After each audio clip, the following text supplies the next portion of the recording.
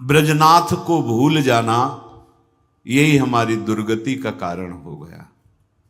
यद्यपि हमारे सामने है, वो हर रूपों में है, कोई ऐसा कण नहीं, कोई ऐसा क्षण नहीं जिस समय हरि हमसे विलग हो, पर मोह के कारण।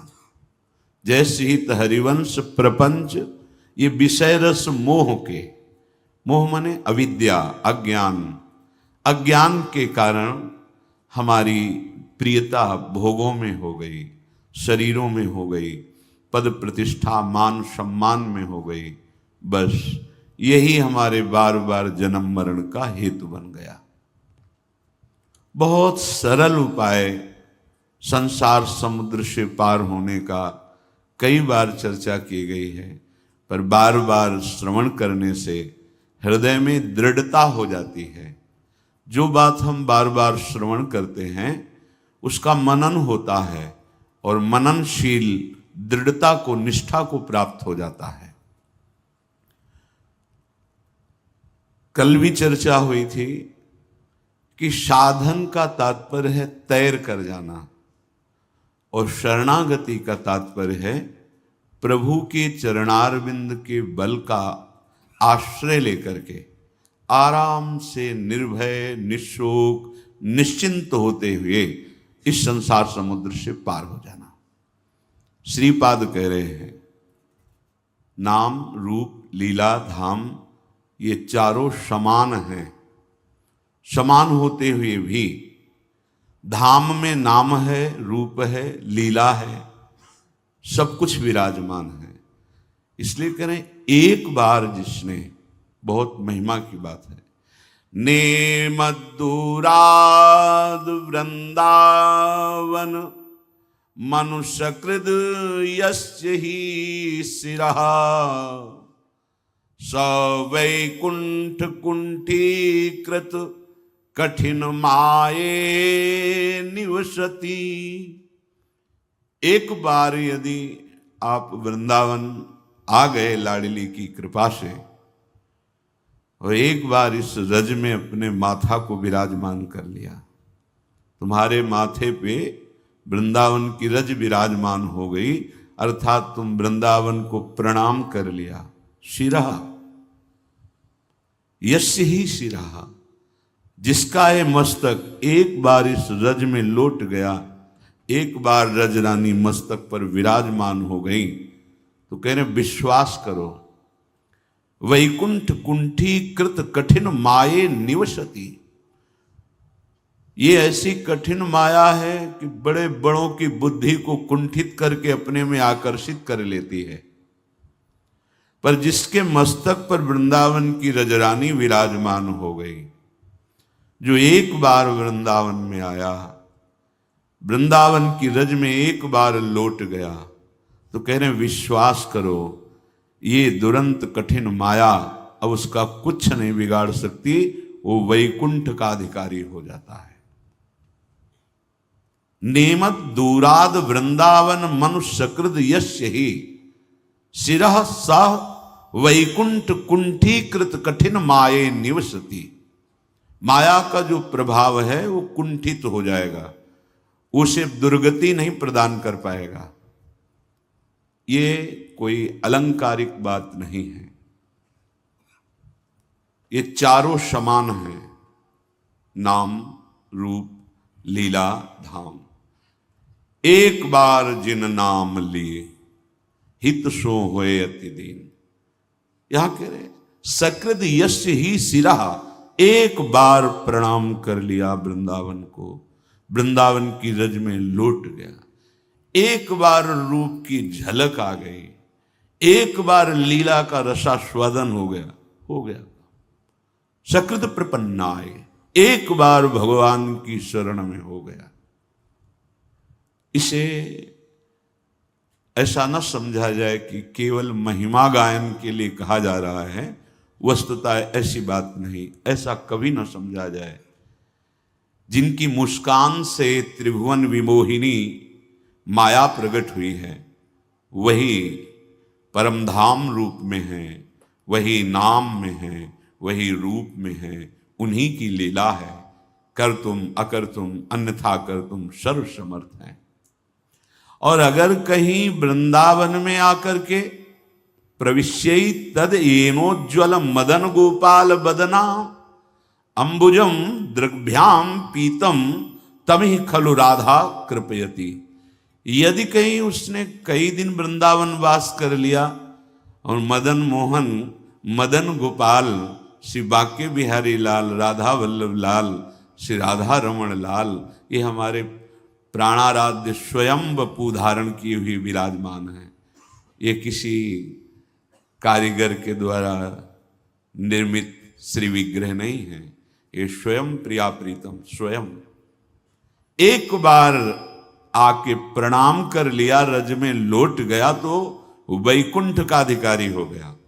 और अगर कहीं रजोपसेवी बन करके रोज रज का सेवन करते हुए बिहारी लाल बिहारी के दर्शन कर लिए तो कह रहे फिर वो किशोरी जू का कृपा पात्र बन जाएगा। ये वैकुंठ से दुर्लभ बात है। किशोरी जू का कृपा पात्र श्री राधा चरणारविंद की समीपता और युगल प्रेम की उन्मत्तता और ऐसे महाप्रेम रस में प्रवेश जहां संभाव्योपि विरंच नारद शिवो, जहां न देवैर ब्रह्मादेर न खलु हरिभक्तैर न सुहृदा।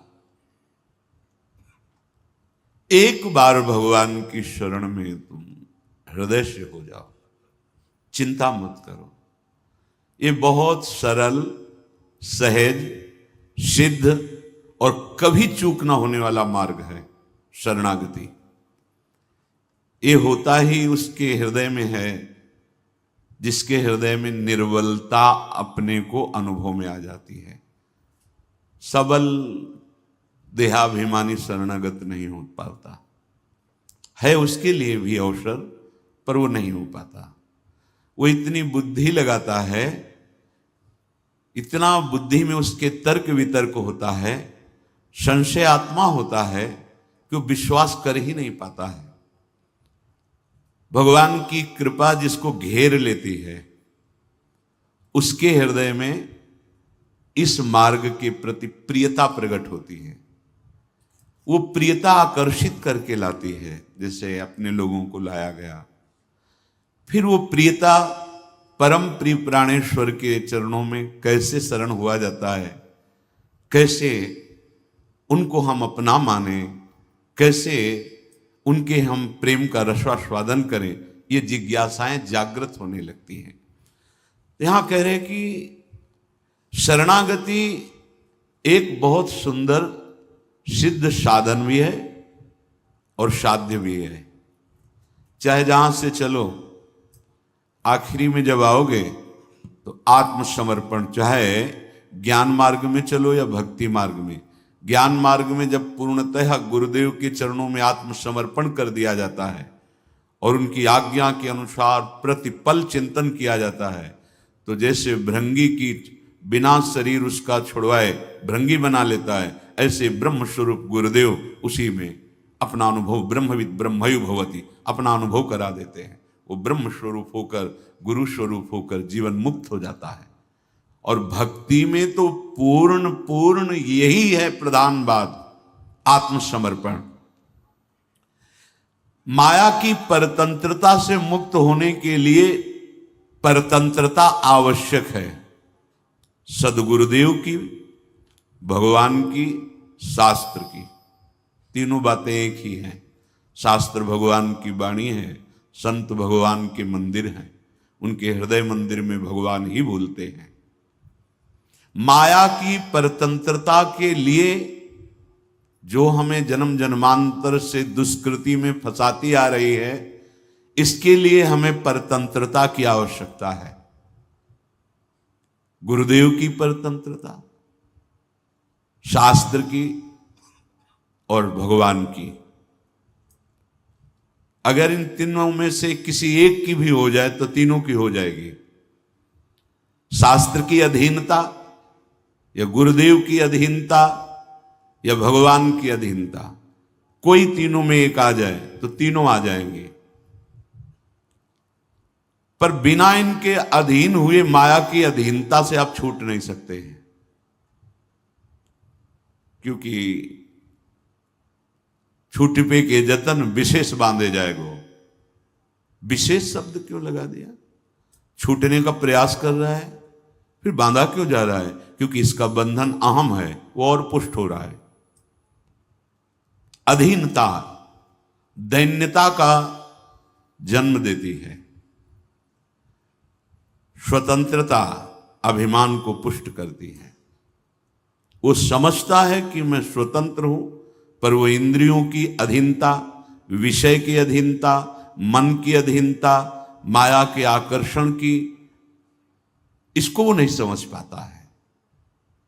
उपासक को या मनुष्य को जो भगवत मार्ग में निर्विकार स्थिति प्राप्त करके प्रेम रस में डूबना चाहता है, उसको अधीन होना पड़ेगा, क्योंकि बिना अधीन हुए अहम नष्ट नहीं होगा, अहम समर्पित नहीं होगा।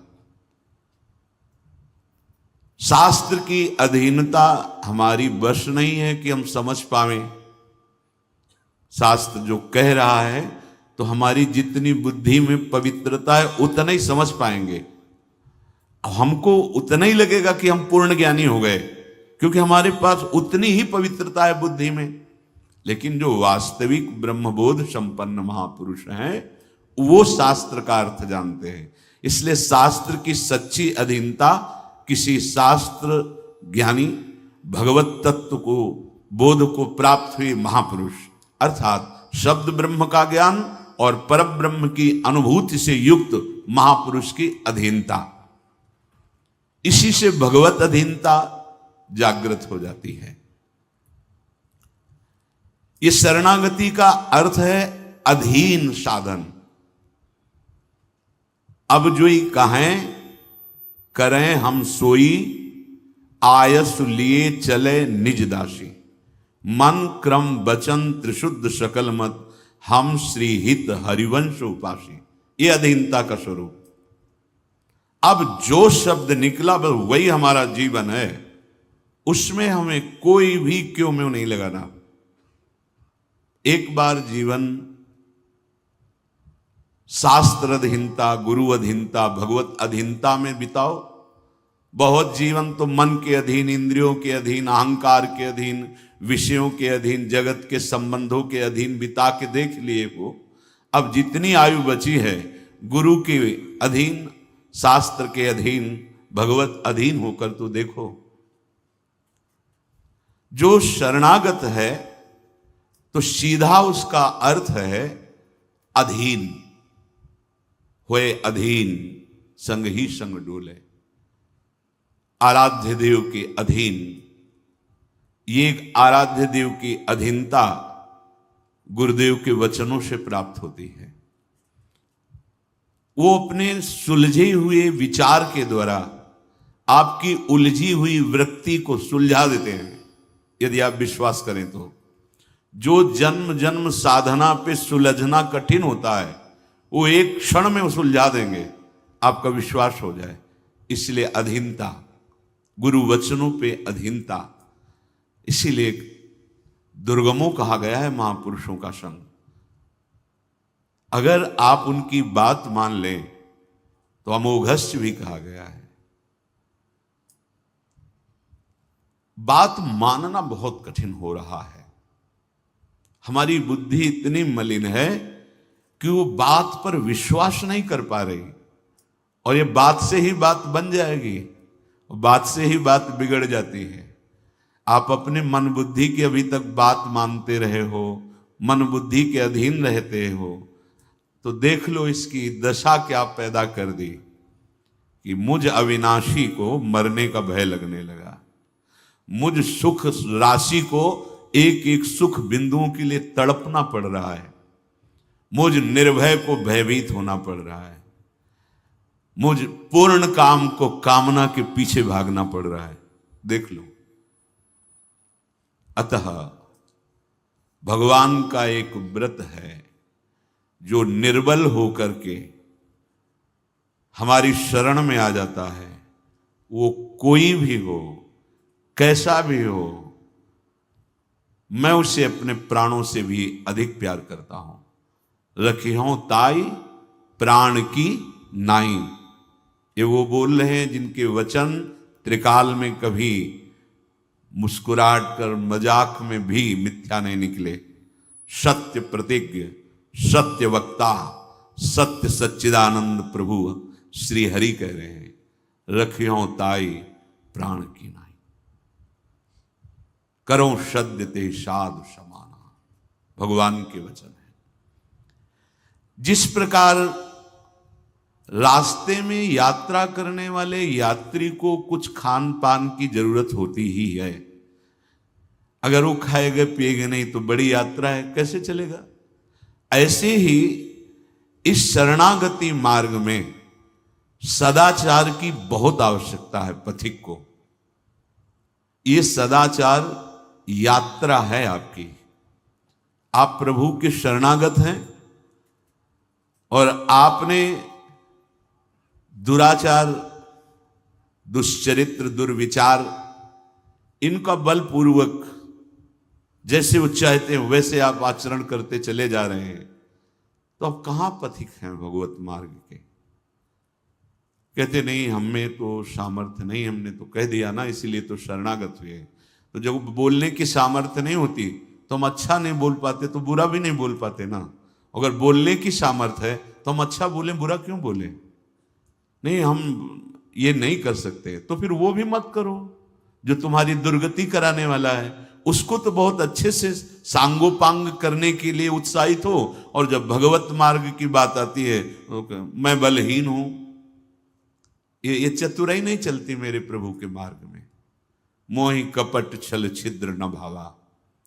जैसे किसी यात्री को, पथिक को पाथे की जरूरत होती है, ऐसे ही शरणागत को सदाचार की जरूरत होती है। अगर आपकी वाणी अपवित्र, आपका शरीर अपवित्र, आपके विचार अपवित्र, तो आप शरणागत किसके हुए हैं, कहां हुए हैं, कहां से शरणागत। तन अपवित्र दुराचार परायण, मन अपवित्र विचार परायण, वाणी अपवित्र वार्ता परायण, तो किसको शरणागत किया है, कहां से शरणागत हुए हो। तन वांग मनोभीर, इन्हीं से तो शरणागत हुआ जाता है। जैसे किसी मकान को, महल को खड़ा करने के लिए नींव की आवश्यकता होती है, उसी प्रकार शरणागति के मार्ग में चलने वाले उपासक का जो भाव भवन, जो भाव का महल तैयार होता है, उसकी नींव आती है चंचलता रहित मन और सदाचार परायण इंद्रियां, पवित्र आचरण करने वाली इंद्रियां और शांत मन। ये भाव महल को खड़ा करता है। पर आप डरिए नहीं, आपको लगेगा कि मन चंचल है, आचरणों में अपवित्रता है, तो फिर हम क्या करें, हम कैसे आगे बढ़ सकते हैं। तो बोले भगवान की कृपा का अवलंबन ये सब ठीक कर देगा। शास्त्रीय सिद्धांत से शरणागत के मार्ग पर चलने वाले उपासक को सदाचार परायण और अचंचल मन की आवश्यकता है, पर ये हमारे हृदय में नहीं है, तो हमें घबराने की जरूरत नहीं। कह रहे कि भगवान की कृपा का अवलंबन। क्या अवलंबन। यद्यपि मेरे अंदर सब विकार हैं, गंदे आचरण भी हैं, मैं किसी योग्य सतमार्ग में चलने लायक नहीं हूं, पर भगवान के स्वभाव को और उनके प्रभाव को देखकर, सत्संग सुनकर अब मेरे मन में आया कि मैं भगवान की शरण में हूं। जैसा भी हूं वैसा भगवान की शरण में हूं। तो भगवत कृपा का आश्रय लेने वाले सच्चे हृदयी उपासक का भगवान स्वयं ठेका ले लेते हैं, स्वयं निर्विकार उसको करने लगते हैं। वो सहज ही सारी निर्बलता, सारी असमर्थता, सारा अपौरुष जो उसके हृदय में कमजोर करके भोगों में फंसाया था, वो हटा देते हैं और उसके हृदय में शुद्ध ज्ञान, शुद्ध बल प्रकाशित कर देते हैं। जैसे कोई रोगी अपनी व्याधियों से परेशान है, व्याधि नहीं कहा, व्याधियों मतलब बहुत से रोग, तो ऐसे बहुत से रोग हैं। एक कोई होता तो लड़ने की हिम्मत करते, काम क्रोध लोभ मोह मद मत्सर ईर्ष्या द्वेष मान निंदा अपमान, कितना प्रपंच सब है। तो बहुत से व्याधियों से पीड़ित है। अब वो घर में रह करके औषधि नहीं करा सकता, अब उसको अस्पताल में भर्ती होना पड़ेगा, क्योंकि बहुत से रोग उसके हैं और वो ऐसा मन चला है कि कुपथ्य का ही सेवन करता है। रोगी बहुत रोग हैं और बड़ा मन चला है, खूब कुपथ्य का सेवन करता है।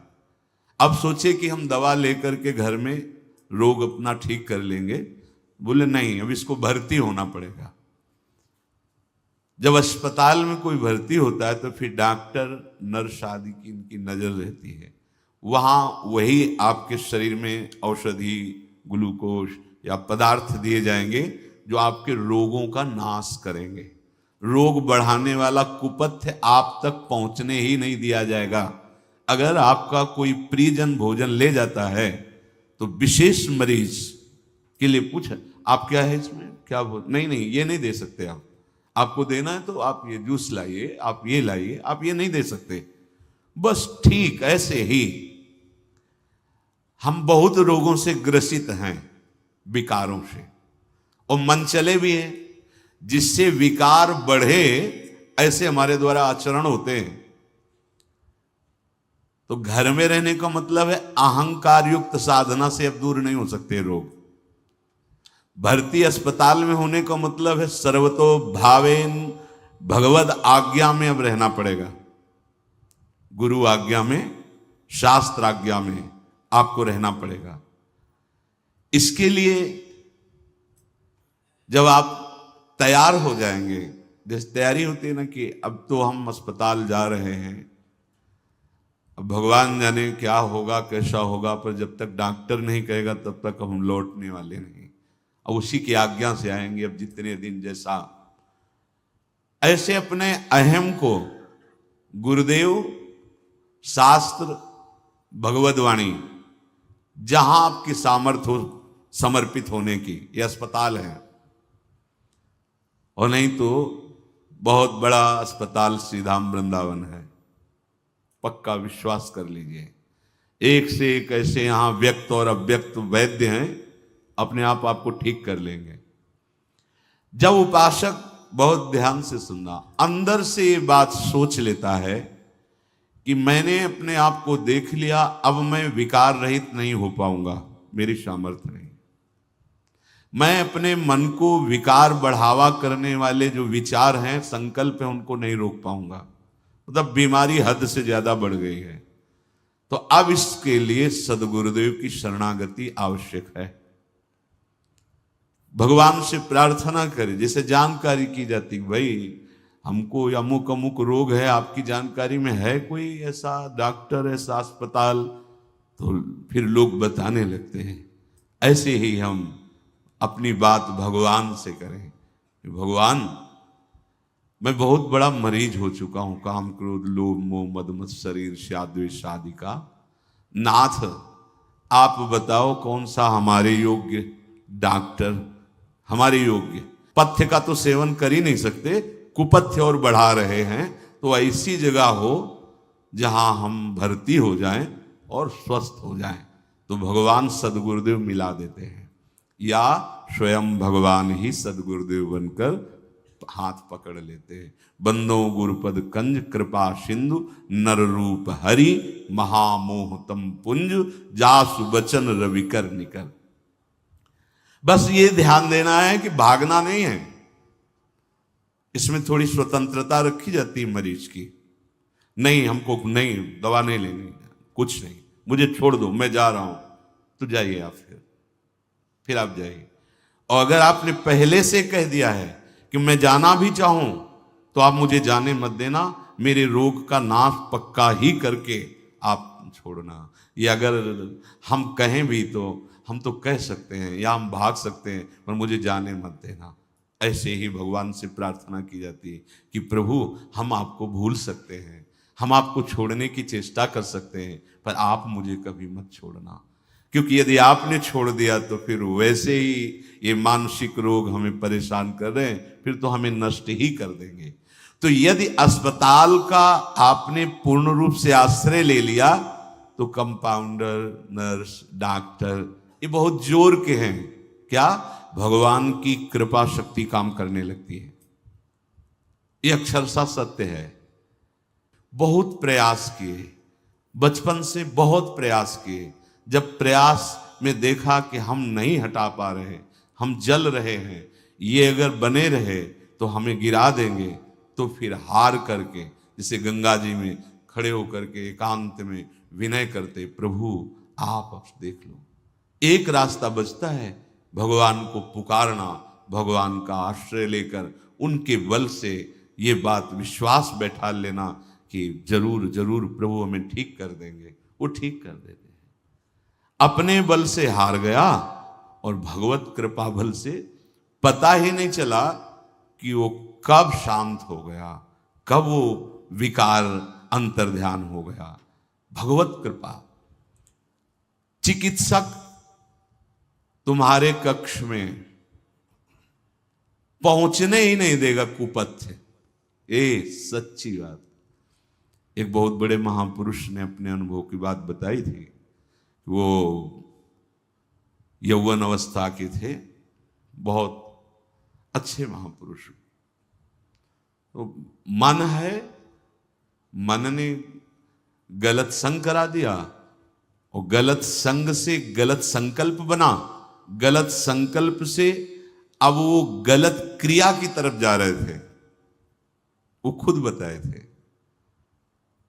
अंदर ही अंदर जल रहे थे, पर विकार उनको प्रबल मथे डाल रहा था। कोवा मदांधो मदना तुरोवा। कभी भगवान की पुकार होती, कभी विकार घसीटता, कदम आगे बढ़ते चले जा रहे थे और क्रिया जहां होनी थी उसके समीप पहुंचने वाले थे।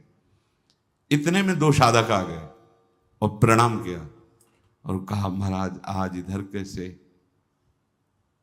तो उनका पता नहीं इधर कैसे मैं जा रहा हूं। बोले एक प्रश्न मैं आपसे करना था। बोले कीजिए। बस बोले जहां चर्चा हुई तो उन्हीं के साथ वापस हो गए। वो कुपथ्य को नजदीक ही नहीं जाने देंगे, आपको कुपथ्य के नजदीक नहीं जाने देंगे। ऐसे नर्स, कंपाउंडर, डॉक्टर फिट कर देते हैं। कौन? भगवान। भगवान की कृपा शक्ति पूरा का पूरा भार ले लेती उस उपासक का, और स्वयं सच्ची सच्ची, जैसे छोटा बालक मल से खेलना चाहे तो मां दौड़कर झिटक करके उसको बचा लेती है। ऐसे करो सदा तिनके रखवारी, जीव बालक राखे महतारी। समर्पण अर्थात अपना दान। दान एक शुभ कर्म है। वो परम पद तुम्हें दिलवा दे या मोक्ष दिलवा दे या सर्व पापों का नाश करवा दे, ऐसी भूल में मत रहना। यहां जो दान कहा जा रहा है ना, वो अपने मन का दान। भगवान क्या चाहते हैं? तुम्हारा मन चाहते हैं। तो दान तो कैसे कर पाए? तो बहुत जगह फंसा हुआ है। तो तुम्हारे नामे कर रहे हैं, बलवान हो छीन लेना, संपत्ति अब छीन लेना तुम्हारे नाम। ये काम क्रोध लोभ ने अधिकार कर रखा है हमारे हृदय पे। हम आपको इनसे खाली करवा के नहीं दे पाएंगे। हम इतनी हिम्मत नहीं कि निष्काम निर्विकार चिदानंद भाव में फिर आपकी शरण हो। महाराज ये जैसा कुछ है हृदय, वैसा आपके नाम है और आप खाली करवा लो। ये जो काम क्रोध आदि दोष हमारे मन पर अधिकार किए हुए, मन दान किया जाता है। मन विश्व में सब दानियों में सबसे बड़ा दानी माना जाता है, मन का दान करने वाला। आप देखिए, सब दे सकते हैं, मन नहीं दे सकते। रुपया दे सकते हैं, कपड़ा दे सकते हैं, भोजन सामग्री दे, जमीन दे, जायदाद दे सकते हैं, लेकिन मन नहीं दे सकते। और मेरे प्रभु को दान सिर्फ मन का चाहिए। मैं ये मन आधत सो मांग रहे हैं, मन मना भव मांग रहे हैं, सरकार दीजिए दान। हम क्या करते हैं, मन विषयों को देते हैं, मन शरीर को देते हैं, भोगों को देते हैं, और कुछ चंद भोग सामग्री से सोचते हैं भगवान को रिझा लेंगे। और भगवान क्या मांग रहे हैं, कह रहे मन मना भव, तुम मन को मेरे में लगा दो, तुम मन मुझे दे दो। मैं ये मन आदत स्व मई बुद्धि निवेश है। तो समर्पण का मतलब है अपना दान। पूज्य श्री भाई जी महाराज एक पद में वर्णन कर बहुत सुंदर बात कहे हैं कि जब किसी के हृदय में बात आ जाती है कि अब मैं सुधरने वाला नहीं हूं, मेरी सामर्थ्य नहीं कि मैं अपने को सुधार सकूं। मुझे लगता है हम सब इसी लाइन में हैं, इसी पंक्ति में हैं। भाई कोई हो विशेष बलवान तो देख लेना बल लगा के, पर शास्त्र सम्मत और हृदय सम्मत बात यह है कि ज्ञानी नाम अपि चेतांसी देवी भगवती हिस्सा बलादा कृष्ण मोहाय महामाया प्रेक्षति। अज्ञानी की बात नहीं कर रहे, ज्ञानी नाम अपि चेतांसी देवी भगवती हिस्सा। ये देवी भगवती माया इतनी प्रबल है कि बड़े बड़े ज्ञानियों की चेतना का अपहरण करके बलात् भ्रष्ट कर दें। ज्ञानी नाम अपि चेतांसी देवी भगवती हिस्सा बलादा कृष्ण मोहाय महामाया प्रेक्षति। इसलिए हम सब इसी पंक्ति में हैं कि हम बिगड़ैल हैं। बहुत यार आनंद की बात है, अब अपने सुधारने का भी जुम्मा गया। जो हम ये अपना ठेका लिए थे कि हम सुधर के आएंगे आपके पास, तो हम देख लिया कि हम सुधरने वालों में नहीं हैं। अब आपको सुधारना पड़ेगा। यही आप जितने भी बड़े महापुरुष हुए हैं, जब आप उनकी आंतरिक आर्त पुकार सुनोगे तो उसमें यही बात होती है कि देखो, स्वामी श्री हरिदास जी महाराज महामहिम प्यारी जो जिनके अधीन है, वो श्री ललिता जी ही स्वामी हरिदास जी के रूप में कह रहे हैं, हे हरि, मैं बिगाड़ने वाला और आप बनाने वाले, और आप में और हम में होड़ पड़ी है। मैं बिगाड़ते बिगाड़ते जीत गया और आप बनाते बनाते हार गए। हम सोना बिगाड़न को तो सोना सवारन को, तोई मोहि पड़ी होड़। कौन दो जीते कौन दो हारे, पर बदी न तोड़। तुम्हारी माया बाजी पसारी विचित्र, सुन मुनि मोहे काकी कोड़। कहे हरिदास तुम हारे और हम जीते, तऊ ना तोड़। अब बोलो, इनसे महामहिम उपासना की चरम अवस्था में बैठा हुआ कोई दूसरा नहीं है। क्योंकि निकुंज रस की एकांतिक महाप्रेम निधि के ये स्वामी हैं। स्वामी हरिदास जी किसके स्वामी हैं? एकांतिक नित्य विहार रस के स्वामी हैं। इनकी गोद में प्रिया प्रीतम खेलते हैं। और वो क्या कह रहे हैं? हम सोना बिगाड़न सो। आप जैसा संवारने वाला और मेरे जैसा बिगाड़ने वाला। तो अपने लोग इसी पंक्ति में हैं कि हम कितना भी उपाय करके, और देख लो वृंदावन में बैठे हो, देख लो गोस्वामी जी कह रहे हैं तुलसीदास जी, मेरे बनाए ना बनेगी कोटि कलम। ये जितने भी बड़े महापुरुष हैं, क्योंकि यह ऐसी है इनकी दुरंत माया। और ये आचार्य महापुरुष अपने लिए ही कह करके हम सब अपने शरणागतों को संबोधन कर रहे हैं। इनके तो अधीन प्रिया प्रीतम है। स्वामी जी कुछ बिगाड़ करेंगे क्या? अरे साक्षात ललिता जो हैं, साक्षात ललिता जो हित सजनी जो हैं, विशाखा जो हरिराम व्यास जो, ये बड़े बड़े महापुरुष साक्षात प्रभु हैं। तो जब हमारे हृदय में बात आ जाए कि अब हमसे नहीं संभल पाएगा, तो फिर ऐसे हो जाए। इसे कहते हैं समर्पण, आत्मसमर्पण, अपना दान, आत्मसमर्पण, अपना दान।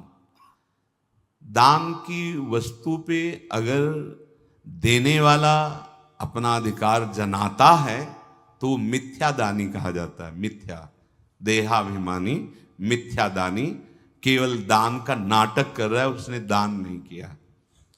जैसे एक संत भगवान बहुत सर्दी में तो शरीर में लगेगी तो कांपेगा, तो एक नौकरी पेशा वाले जन थे, उन्होंने देखा, जाया करते थे गांव से, तो उन्होंने कहा कि महाराज आपको बहुत सर्दी लगती है। तो उनका बच्चा बाबा जी हैं। नहीं महाराज कुछ तो पहनिए। तो बोले हमें जो भगवान दे देते हैं उसी से है। भगवान भक्तों के साथ विविध लीलाएं करते हैं। कभी अकिंचनता की प्रगट ऐसी लीला करते हैं कि कहो शरीर में वस्त्र नहीं, कई कई दिन भोजन नहीं, ऊपर से अपमान क्लेश, योद्धा भगवत मार्ग में कदम पीछे नहीं। कभी राजाओं महाराजाओं जैसा वैभव विलास, ऐसा उनकी लीला चलती रहती है। कभी महलों में तो कभी झोपड़ी में तो कभी फुटपाथ में, ये उनका खेल चलता रहता है। कभी घी घना, कभी मुट्ठी भर चना, और कभी वो भी ना बना। संसार वालों की दृष्टि अलग रहती है, ऐसा होना चाहिए, ऐसा क्यों हो रहा है, ऐसा। वास्तविक स्थिति यही है कि जो भगवद आश्रित होता है उसके जीवन के दृश्य होते हैं। जब वैराग्य देखना है तो साधक का देखिए, क्योंकि वो अहम से निश्चय करके समस्त रागों का जब त्याग कर रहा है, देखने लायक ये है। और स्थिति देखनी है तो सिद्धों की देखिए। तो स्थिति क्या, समस्त विषयों के बीच में रहते हुए निर्विकार, पूरे प्रपंच के बीच में रहते हुए प्रपंचातीत, जहां भोग वासना का कहीं स्फुरण ही नहीं है और वो भोग वासनाओं के बीच में रह रहा है। पर ऐसी स्थिति देखने के लिए स्थिति प्रज्ञ होना चाहिए।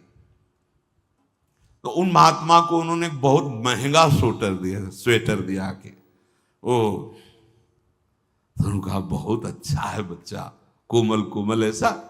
और झोपड़ी में रहते थे और झोपड़ी में टांग। दूसरे दिन वो अपने 2-4 साथियों के साथ आए, कहो महात्मा जी स्वेटर कैसा रहा।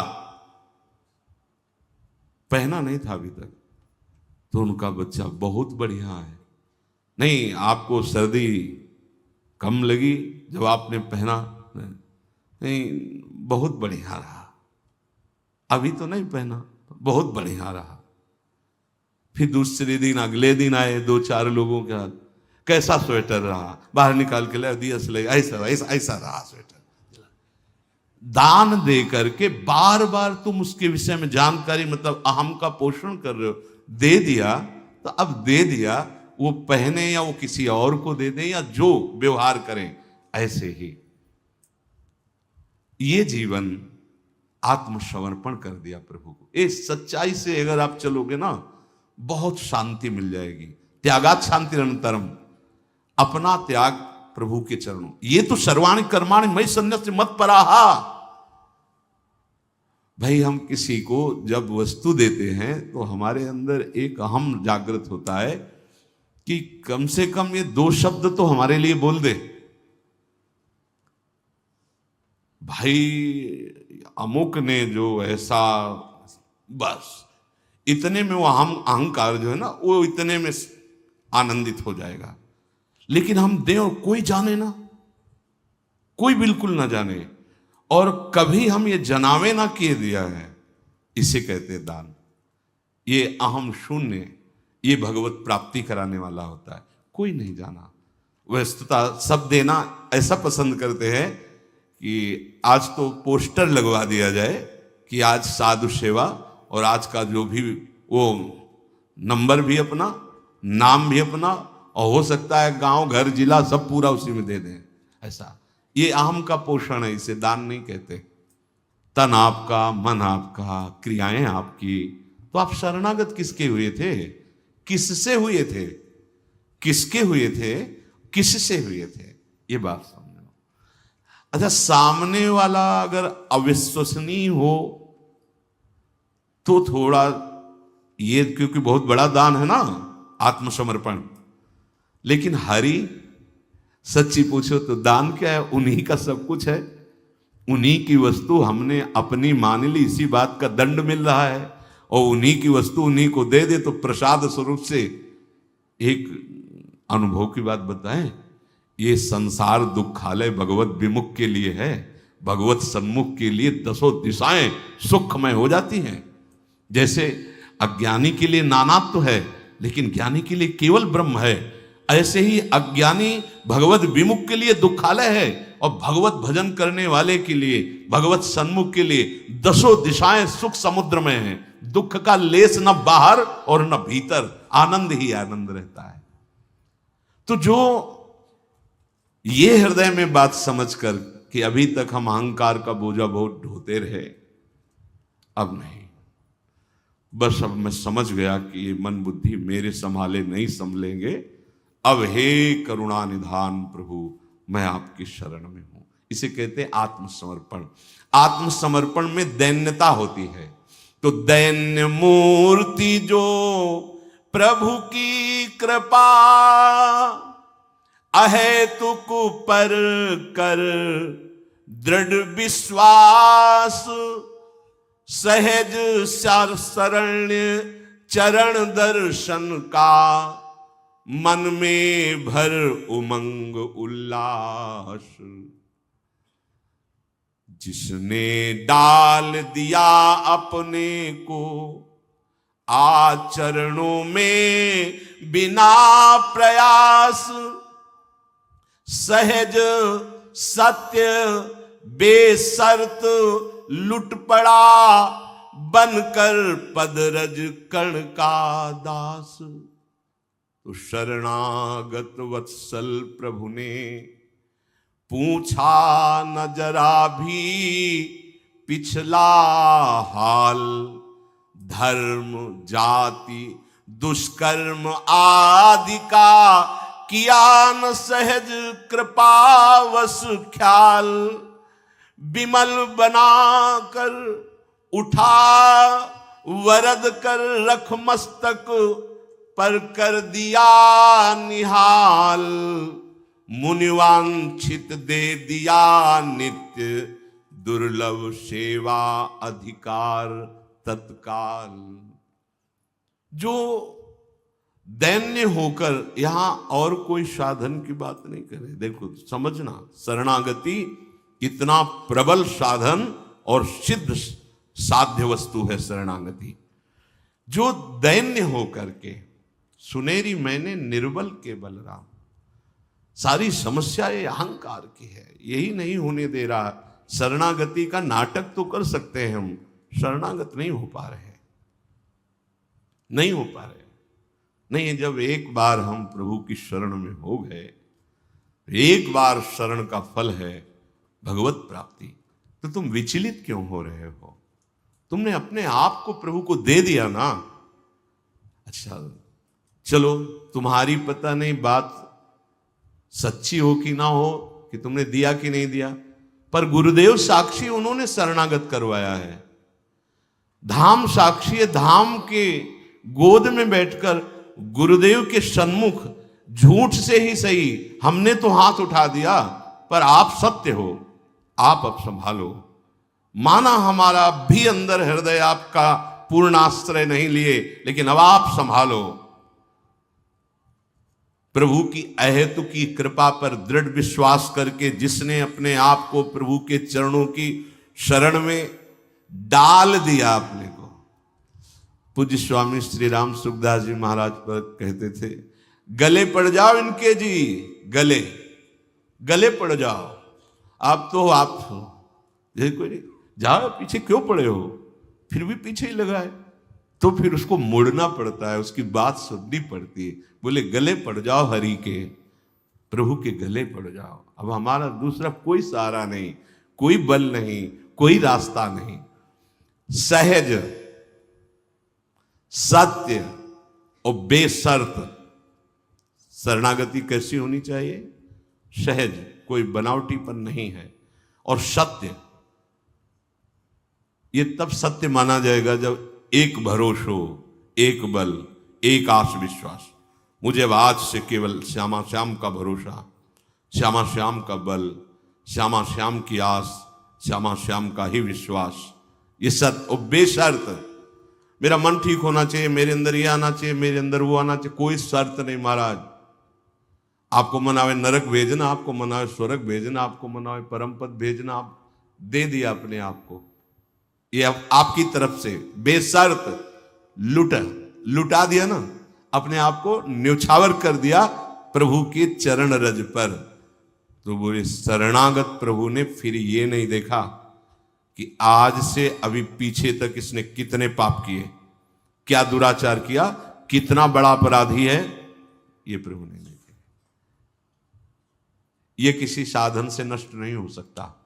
क्या हमारे पूर्व के जितने भी पाप संचित हैं या शुभ कर्म संचित हैं, और अभी आज से लेके पीछे तक जितनी गलतियां हैं वो सब हरी भरी हो रही हैं, अभी वो नष्ट नहीं हुई है। वो एक ही उपाय है, भगवान की शरणागति। ये इतना समर्थ उपाय है। शरणागत वत्सल प्रभु ने कभी नहीं पूछा, पीछे आप अपनी बताइए क्या क्या करके आए हो, क्षमा तो कर देंगे पर बताइए, कभी किसी से नहीं पूछा। कोटि भी प्रबद लागे जाहो आए शरण तक, जो नर हो चराचर दुई, आ तो जा मेरी शरण में।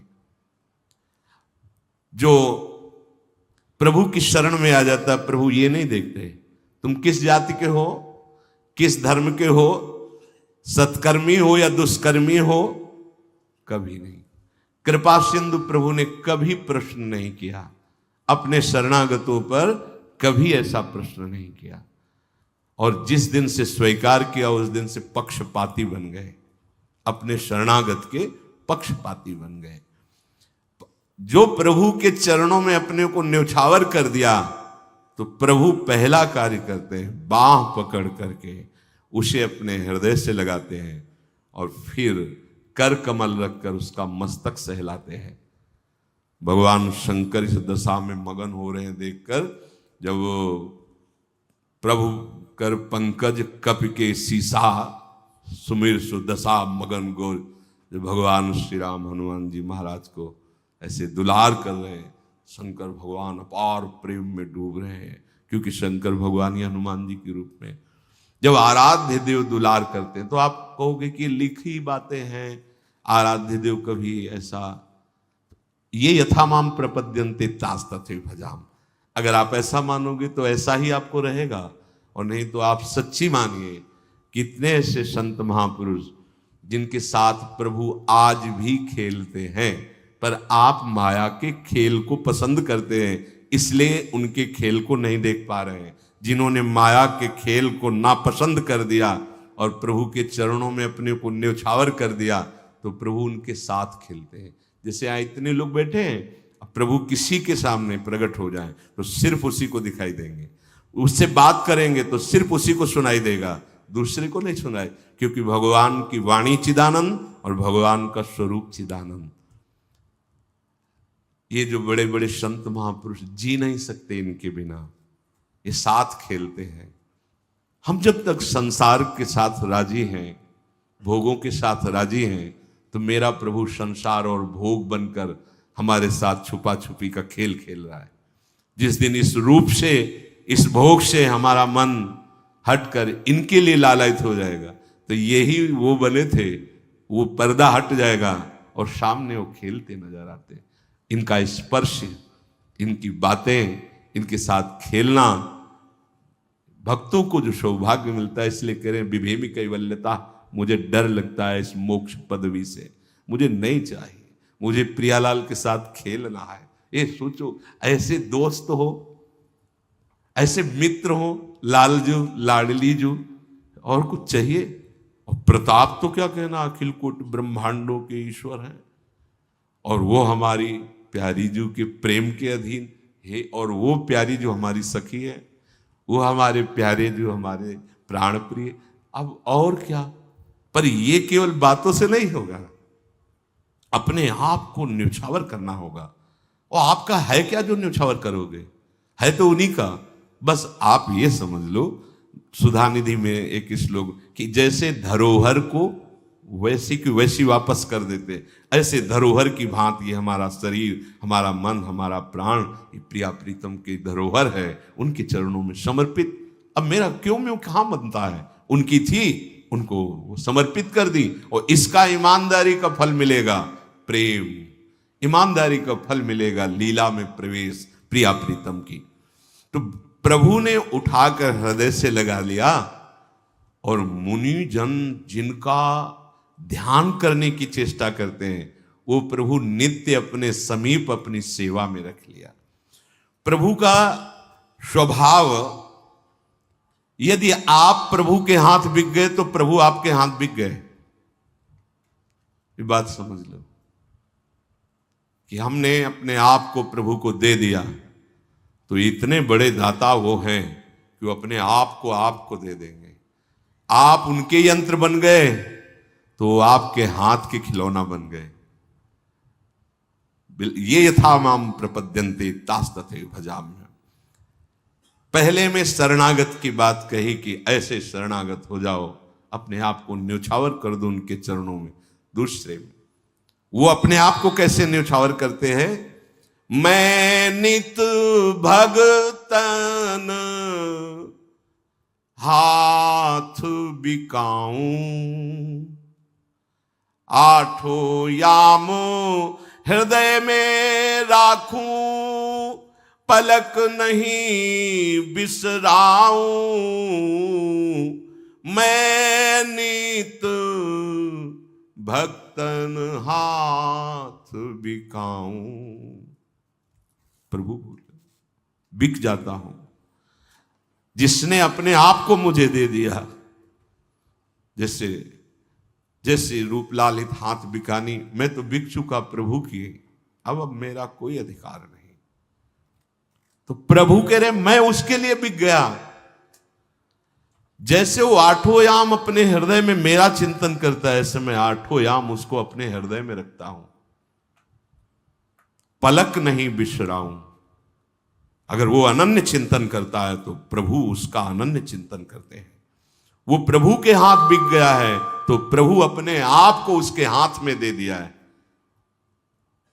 हाथ में जिसके प्रभु हो, कितना बड़ा सामर्थ्यशाली है वो। तभी तो कहते हैं सुरपति नरपति लोकपति जिनके भावे घास।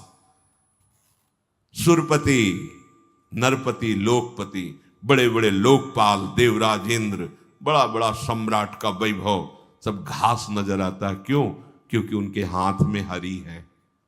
अनंत ब्रह्मांडों की रचना पलक झपकते जिसने कर दी उसे निमिष कहते हैं। पलक झपकने को निमिष, एक निमिष मात्र में अनंत ब्रह्मांडों की रचना करने वाला स्वामी उसके हाथ बिक गया, जिसने अपने जीवन को प्रभुमय बना दिया, प्रभु को समर्पित कर दिया।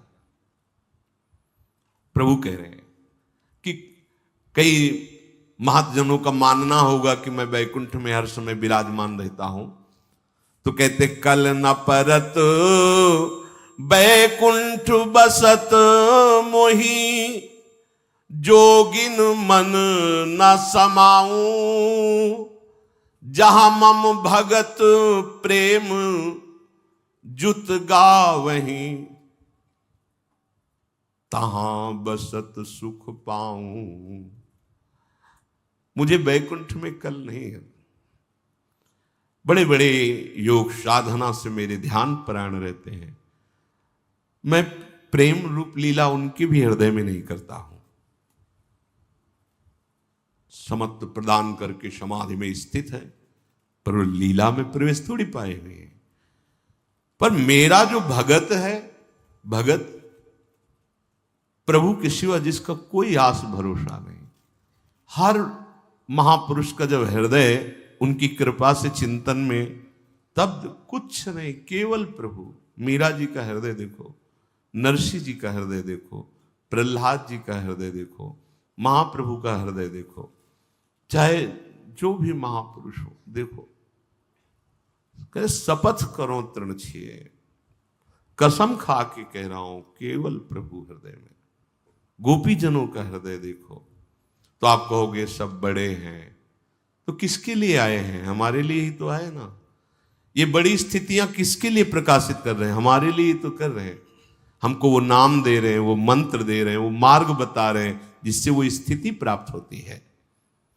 जहां मेरा भगत प्रेम भाव में भरकर मुझे पुकारता है, मेरी लीलाओं का गायन करता है, मैं वहीं सुख पाता हूं, वैकुंठ में सुख नहीं पाता हूं। भगवान कह रहे कल न परत, मुझे चैन नहीं पड़ता वैकुंठ में जहां मेरे चार भक्त कीर्तन करते हैं। भगवान कह रहे कल न परत वैकुंठ बसत मोहि, जोगिन मन न समाऊं, पर जहां मम भगत प्रेम जुत गावे, तहां बसत सुख पाऊं। नाम बाणी जहां श्याम श्यामा तहां, नाम बाणी सुनत श्याम श्यामा सुबस, नाम बाणी निकट श्याम श्यामा प्रगट। जहां नाम का कीर्तन और प्रभु की लीलाओं का गायन होता है वहां भगवान बसते हैं। कागभूषुंड जी की क्षेत्र में गरुण जी जब प्रवेश हुए तो माया रहित चित्त हो गया।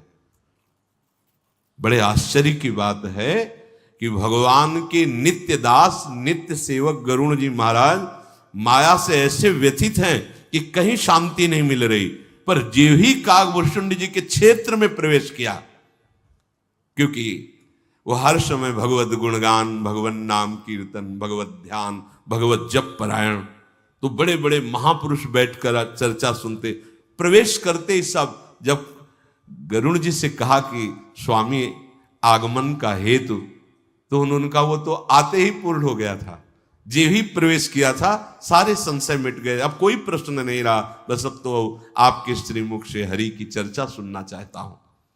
जहां मेरा भगत प्रेम से मेरा नाम कीर्तन करता है, आप इस बात को पकड़िए। आप भगवान से मिलना चाहते हैं, आप भगवत प्राप्ति करना चाहते हैं, अगर नाम चल रहा है तो प्रभु आपके पास है, जपते रहिए, दिखाई देने लगेंगे।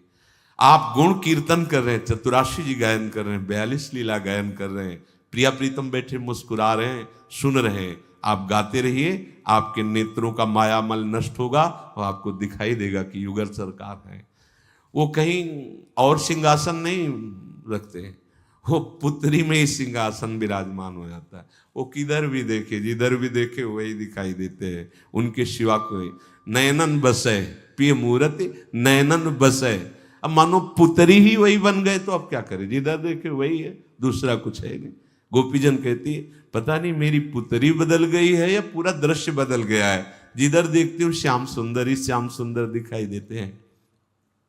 और देखो, अगर आपने अपने आप को प्रभु के चरणों में समर्पित कर दिया तो कह रहे हैं भगतन की जैसी रुचि देखूं तैसो बेश बनाऊं। जैसे लोग प्रश्न कर देते हैं कि आपके धर्म में तो बहुत से भगवान हैं, बहुत से भगवान नहीं हैं, बहुत प्यारे भगवान हैं। जैसे कोई दुलार करना चाहता है कि काश यद्यपि तुम अखिल ब्रह्मांडों के स्वामी हो, पर कहीं लाला बनकर हमारी गोद में होते और मैं तुम्हें दुलार करता, तो भगवान लाला बन गए, बालक बन गए। बार बार हिरण्यकश्यप प्रताड़ित करना चाहता है भक्त प्रहलाद को, कहां है तेरा भगवान, कहां है तेरा भगवान। भगवान ने ऐसा भयंकर, क्योंकि भयंकर रूप दिखा रहा ना बार बार, तो ऐसा भयंकर रूप दिखा के दहाड़ मारी कि इतना त्रिभुवनपति महाबली हिरण्यकश्यप एक दहाड़ में मूर्छित होकर गिर गया। नरसिंहावतार पूरी पृथ्वी का अपहरण करके हिरण्याक्ष वाराह अवतार भगवान। वेदों की रक्षा और बीजों की रक्षा के लिए भगवान मत्स्यावतार। महाप्रलय के समय जब भक्तों को जहां जैसी जरूरत पड़ी, मेरे लाडले वो रूप धारण। हमारे यहां बहुत भगवान नहीं है, हमारे यहां भगवान बहुत प्यारे लाडले हैं, भक्तों ने जैसा चाहा वैसा बन गए, जैसा चाहा वैसा नाच नचा दिया। ताय हीर की छोहरियां छछिया भर छाछ में नाच। तुम जैसे प्यार करने के लिए राजी हो वो वैसे प्यारा बन जाता है, वही बन जाता है। आज भी बना हुआ, तुम्हारी आंखें अभी वो नहीं है, इसलिए तुम पत्नी देख रहे हो, पुत्र देख रहे हो, मित्र देख रहे हो, शत्रु देख रहे हो, अनुकूलता देख रहे हो, प्रतिकूलता देख रहे हो। भक्तन की जैसी रुचि देखूं ये बिकने वाली ही तो बात है। ऐसा कौन स्वामी होगा जो सेवक की रुचि के अनुसार चले? ऐसा तो त्रिभुवन में नहीं देखा, नहीं देखा। उमा राम समान कह हित जग माही, गुरु पित मात बंधु को नाही। ऐसा स्वामी नहीं देखा, नहीं देखा। सेवक की रुचि के अनुसार, सेवक स्वामी की रुचि के अनुसार चले, ये तो सिद्धांत देखा गया। लेकिन ये बात कि स्वामी सेवक की रुचि के अनुसार, ये तो केवल प्रभु ही कर सकते हैं, दूसरा कोई स्वामी नहीं कर सकता। भक्तन की जैसी रुचि देखूं तैसो वेश बनाऊं। जब मैया मक्खन पवाती है लालजू को, माखन ऐसे लालजू मचल करके गोदी से उतर के जाते हैं और माट में हाथ डाल के स्वयं पाते हैं। मैया देखकर प्रफुल्लित हो रही है। लालजू बाल लीला करते फैला देते, अब दही के साथ ऐसे खेलते हैं। जो गोपीजन आती हैं, किसी न किसी बहाने से आती ही रहती थी लालजू के दर्शन से, वो कहती कहाँ मेरे ऐसे भाग्य जो यशोदा मैया को सुख मिल रहा है, कहाँ मेरे, क्या कभी ये नंद नंदन हमारे घर आए, ऐसे ही खेले जैसे मैया के आंगन में खेल रहे हैं, क्या पर मेरे ऐसे भाग्य कहाँ, अंदर ही अंदर हो। ऐसी भावना करती तो दूसरे दिन लालजू ठीक जैसी वो भावना कर वैसी उनके घर में जाके खेल। ये माखन चोर थोड़ी है, चोरी तो तब करे ना जब अभाव हो। या बाबा के यहाँ तो माटों में थोड़ी दही केवल रखा जाता है, वो तो लाला का कोई विशेष गऊओं के दूध का जो मक्खन, वो लाला के लिए माट में रखा जाता था, नहीं तो कुंडों में भरा हुआ था बाबा के यहाँ। अरे जिसके 1000-2000 गाय हो तो कैसा दूध और घी का मचेगा घर में। और जहां लाखों की संख्या, बोले कितने, बोले 9 लाख इनके, 10 लाख उनके। लाख कितनी गौएं होती, बोले 10 लाख की गौशाला है बाबा की। और बाबा कई भाई थे और सबकी अलग अलग गौशाला थी और सबके प्राण प्यारे नंद नंदन थे। इनको चोरी करने की जरूरत थी क्या? नहीं। कह रहे भगतन की जैसी रुचि देखूं। एक बार गई, देखा कि मैया लाला को डांट रही हैं और लाला ऐसे आंखें काजल पूरा फैला के रोने की लीला और भयचकित। उनके मन में आता कभी ऐसा मैं, जैसी भावना करते ठीक वैसे ठाकुर जी लीला करते, पकड़े जाते और वो गोपी डांट, चलो मैया से कहेंगे, वो विनय कर रहे, नहीं मैया से मत कहना। वे ये क्या है? ये हमारे अखिल कोटि ब्रह्मांडों के परात्पर, जिसे परमात्मा भगवान ब्रह्म ईश्वर कहा गया, उसका तुम्हें प्यार नहीं दिखाई दे रहा है? तुम्हें ये दिखाई दे रहा है? अरे बड़े बड़े ऋषि महात्मा जिनके चरण रज माथे पे लगाना चाहते, तपस्या करते अस्थि मात्र हो गए। जब उन्होंने भगवान के रूप का पान किया तो लगा हृदय से लगा लूं। अगर कभी ऐसा होता कि गलबैया डालकर हमारे साथ खेलते, सदैव हृदय से वही गोपियां बनी आके, और उन्हीं के वेद की ऋचाएं, दंडकारण्य के महान तपशाली ऋषि, बड़े बड़े महात्मा, ये गोपी बने। या गोपी कोई स्त्री है, भगवान कोई पुरुष है। जैसी रुचि देखूं तैसो वेश बनाऊं। जहां जैसी ब्रज लीला में एक लीला आती है, एक बहू से सास कहती है कि देखो वो इतनी छबिया टोकरी में भर के गोबर की वहां तुम्हें डालनी है, फिर हम थाप लेंगे, गिन के इतनी तुम्हें डालनी है। और सोचती कि मैं तो गांव की गंवार ग्वालिन भूल न जाऊं। तो देखा नंद नंदन जा रहे, लाला इधर आइयो, खड़े खड़े, एक छपिया डाल के एक गोबर की यहाँ बिंदी, पूरे चेहरे पे गोबर की बिंदी लग, 1 2 3 4, हाँ वो कहा था 21 छपिया, 21, हाँ ठीक है लाला जाओ। ये कौन लाला है? काल भी जिनसे भयभीत होता है, जिनके भय से सूर्य तपता है, वो प्रभु ब्रजवासी जलों के खिलौने हैं। देखो जैसी रुचि भगत की वैसे खेल कर हैं। उखल में बांध दिया अनंत ब्रह्मांडों का स्वामी, जिसकी एक मंद मुस्कान से महामहिम माया का प्रादुर्भाव होता है और सब बंधे डोल रहे चराचर जीव, उनको उखल में बांध दिया। ये क्या है? ये हमारे प्रभु का तुम्हें करुणा में, प्रेम में स्वभाव नहीं दिखाई दे रहा? पर जिनकी दृष्टि में दोष रूपी चश्मा लगा होता है, वो न भगवान को न भक्त को, वो सब जगह दोष ही देखते हैं। भक्तन की जैसी रुचि देखो, आप समझो सब कौन कह रहा है, कौन है ऐसा त्रिभुवन में स्वामी? आप देखो, किसी को भी देखो, उसकी रुचि के खिलाफ हो कि आपको दंड मिलेगा, त्याग दिए जाओगे। लेकिन हमारे स्वामी ऐसे हैं, बहुत बहुत करुणा में, बहुत करुणा में। 4 महीने प्रवर्षण पर्वत पर रहे, एक बार प्रणाम करने सुग्रीव नहीं गए। और उन्हीं सुग्रीव को अयोध्या में भरी सभा में भगवान कहते हैं कि इनके बल से हमने लंका पर विजय प्राप्त की, इनके बल से हम बड़े बड़े संकटों से बचे, पुल बंधवाया, जानकी जी वहां से पधारी, ये जितना कुछ हुआ ये सब कौन कह रहे हैं? भगवान कह रहे हैं। इनके बल से, जो स्वयं अपने भाई के बल से भयभीत होकर प्राण बचाने के लिए भागा घूमता था, कहीं ठौर नहीं थी, उस सुग्रीव को सभा में भगवान अयोध्या में चक्रवर्ती सम्राट पद में, तो भगवान वो कह रहे, देखो देखो ये वो हमारे सखा हैं जिनके बाहुबल से हम अनेकों संकटों से पार हुए। कोई हमारे प्रभु के स्वभाव को एक बार श्री स्वामी अखंडानंद जी महाराज भाई जी से कहा, कोई एक बात अपने मन की, एक बात। भाई जी के आंसू आ गए। उनका उमा राम स्वभाव जे जाना, ताई भजन तज भावना। एक बात ये चौपाई बोले थे कि उमा राम स्वभाव जे जाना, ताई भजन तज भावना। कैसा स्वभाव? भगतन की जैसी रुचि देखूं तैसो वेश बनाऊं।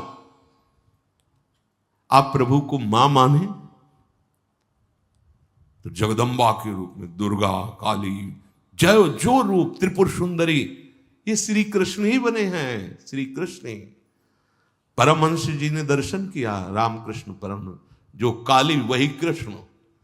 जब देखा मां मां, वो तो बिल्कुल जैसे बच्चा रे, ऐसे परमहंस जी स्वामी रामकृष्ण महाराज मां।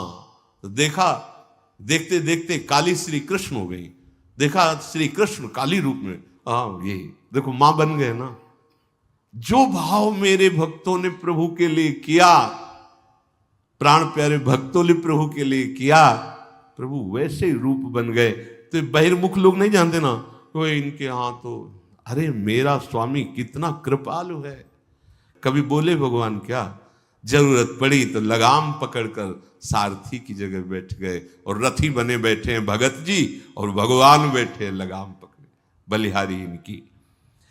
तारू अपने बचन भगत लगी, तिनके वचन निभाऊं। भगवान कह रहे मैं अपने वचन तार देता हूं। सत्य प्रतिज्ञ भगवान है, प्रभु का स्वभाव है, एक शब्द भी कभी मिथ्या कभी नहीं, क्योंकि सत्य स्वरूप है। भगवान ने वचन दिया था दुर्योधन और अर्जुन के सामने कि मैं एक तरफ रहूंगा, दूसरी तरफ हमारी महान बलशाली नारायणी सेना रहेगी, पर जिधर मैं रहूंगा मैं कोई अस्त्र ग्रहण नहीं करूंगा, बस रहूंगा। दुर्योधन ने कहा मुझे एक अक्षोणी सेना दीजिए। कृतवर्मा से बड़ा बलशाली भगवान का एक परिकर था। भगवान ने एकांत में अर्जुन से कहा तुमने हमें क्यों ग्रहण किया, हम तो कोई अस्त्र शस्त्र ले गए नहीं। तो उनका प्रभु जहां आप हो वहीं विजय है, हमें प्रभु ने प्रण किया थे। सब पूरे वीरों के बीच में पता था कि श्री कृष्ण अस्त्र ग्रहण नहीं करेंगे। दुर्योधन ने जब देखा कि 10,000 महारथी रोज भीष्म जी मार रहे थे, प्रण किया था कि महारथी मारूंगा 10,000, पर पांडवों को नहीं। अवस्था भी आने पर, अवस्था का तात्पर्य कि अगर वो हमारे वध के योग्य वश में भी हो जाएंगे तो भी नहीं मारूंगा। अगर वो सलाह पूछेंगे तो मैं उसी समय उनको बचने की सलाह भी दे दूंगा, क्योंकि वो भी हमारे हैं, पर पक्ष तेरा लूंगा। बहुत बार कहा तो उनका अगर कल मैं जीवित रहा तो कल पांडवों का वध अवश्य हो जाएगा। अब तो भीष्म प्रतिज्ञा, इनके वचन कभी मिथ्या हो ही नहीं सकते। दुर्योधन ने मान लिया कि विजय श्री मेरे चरणों में आ गई। भीष्म जी ने जब, अब वो खबर वायु की तरह फैल गई। पांडवों ने सुना, जू भी नहीं रहेगा उनके दिमाग में। क्यों? श्री कृष्ण है ना।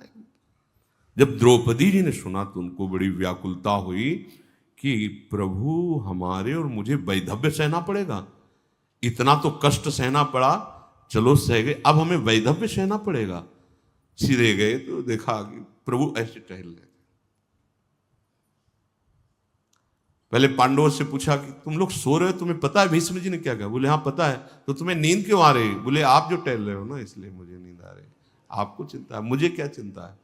उतने में द्रौपदी जी पहुंच गई। बोली प्रभु भीष्म प्रतिज्ञा है, आप जानते हो। ठीक है। दासी का वेश, भगवान देखो, भक्तन की जैसी रुचि देखो तैसो वेश बनाऊं। द्रौपदी की दासी का वेश धारण किया।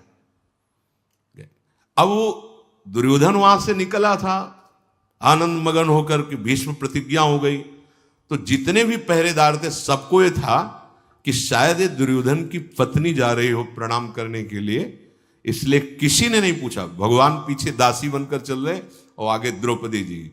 और भीष्म जी जैसे महापुरुष की भी बुद्धि में यही बात, सब बुद्धि के तो बाप यही है ना, आप ही सब बुद्धि के पिता हैं, सबके जनक हैं।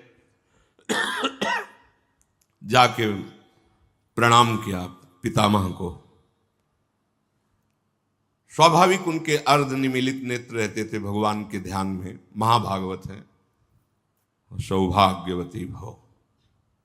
तब द्रौपदी ने हटाया ऐसे। भगवान वहां पास नहीं आए थे, दरवाजे तक गए। जैसा दासी का कार्य होता है वो, जब आंख खोल के देखा, करे ये द्रौपदी, ऐसे आने का कोई प्रश्न ही नहीं उठता बिना सूचना दिए। बिना सूचना दिए तो जिनके पक्ष में है, शिविर तो लगा हुआ है दुर्योधन के पक्ष में ना, भीष्म जी दुर्योधन के पक्ष के प्रधान सेनापति हैं, ऐसे कैसे कोई आ सकता है? तो कहीं कोई संभावना ही नहीं थी कि द्रौपदी हो सकती है। उनको भी यही था कि दुर्योधन अभी वचन दिला के गया है तो उनकी पत्नी प्रणाम करने आई।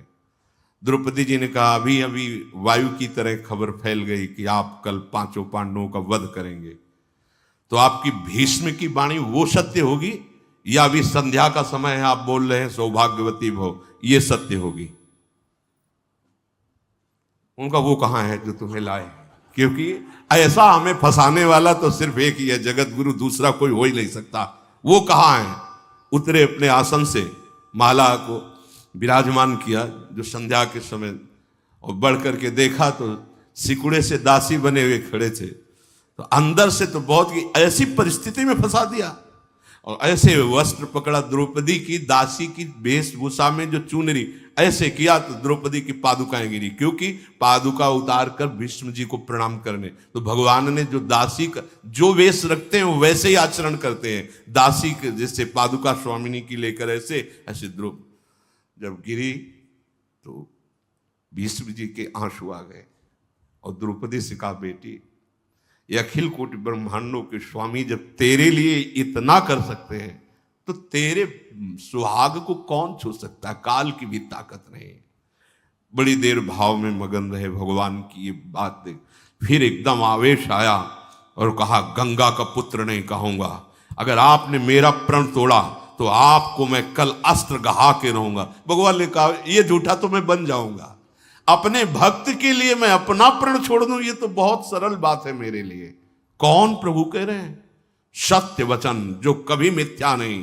तो भीष्म जी के प्रण को अगर भगवान ने तोड़ा और भीष्म ने कहा कि मैं कल तुम्हारा प्रण तोड़वाऊंगा, तो भगवान ने अपना प्रण तोड़ दिया और रथ का पहिया लेकर भीष्म को मारने के लिए दौड़े और रख दिए धनुष बाण, और कहा यही देखना चाहता था कि आप अपने प्रण को रखते हैं या मेरे प्रण को।